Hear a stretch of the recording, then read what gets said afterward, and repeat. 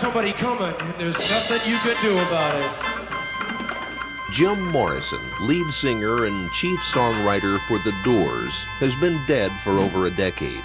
But the music he recorded with The Doors is selling better than ever before. Come on, baby, take a chance with us. Come on, baby, take a chance with us. Come on, baby, take a chance with us.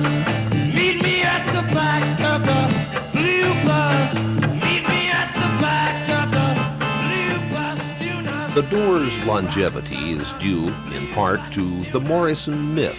Stories of his sexual exploits have become legendary, and tales of his appetite for drink and drugs have become infamous. One of his stage performances ended in arrest. Others frequently drove the crowd into riotous frenzy.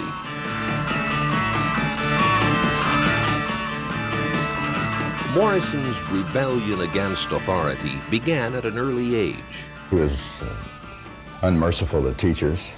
His high school buddy, Gerald Fudd Ford, remembers. He invented words and would ask teachers questions in another language that they didn't understand, and would question just about anything. Morrison's questioning nature drew him to rock and roll, which was rapidly becoming the voice of youthful rebellion.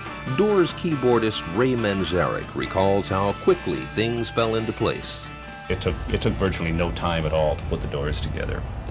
And 2 years from the point where Jim and I sat on the beach and said, let's get a rock and roll band together, that was like the summer of '65. Summer of '67, Light My Fire was the #1 song in America.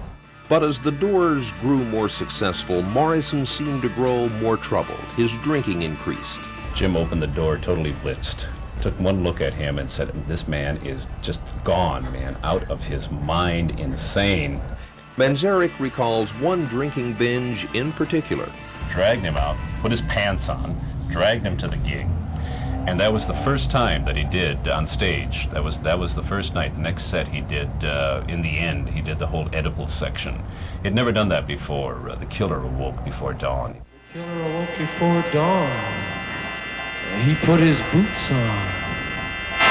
He took a face from the ancient gallery and he walked on down the hallway, baby. Came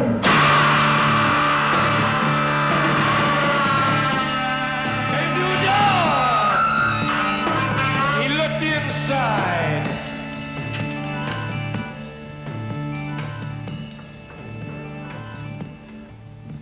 Father?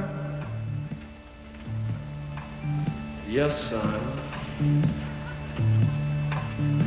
I want to kill you. He went inside himself and he pulled out the whole Oedipal myth, the Freudian Oedipus thing, and he just went inside of himself and found it and brought it out and put it into contemporary terms and did it right on the stage. Photographer Frank Lisiandro, who collaborated with Morisson on film projects, has put together a photo study of Jim titled An Hour for Magic.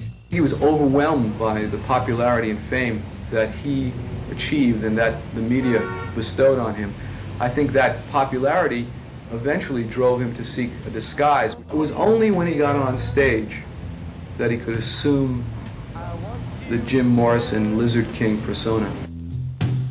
The scream of the butterfly.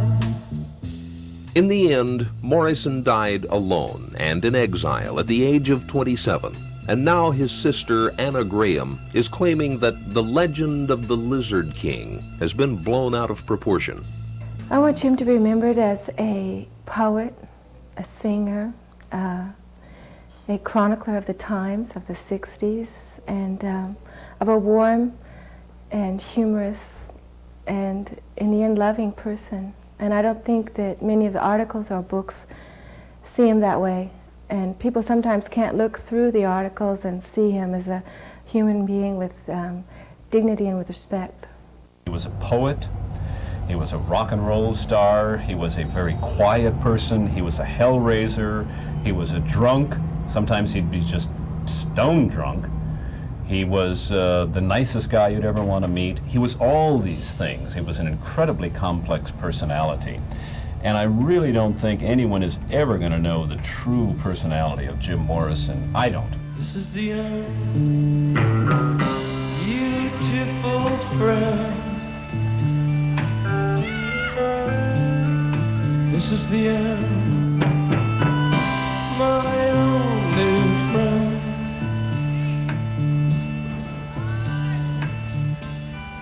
Hurts to set you free,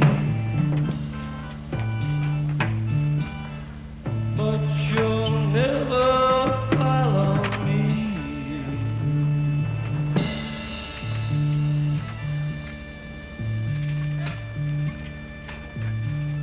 The end of laughter and soft lies. The end of nights we tried to die.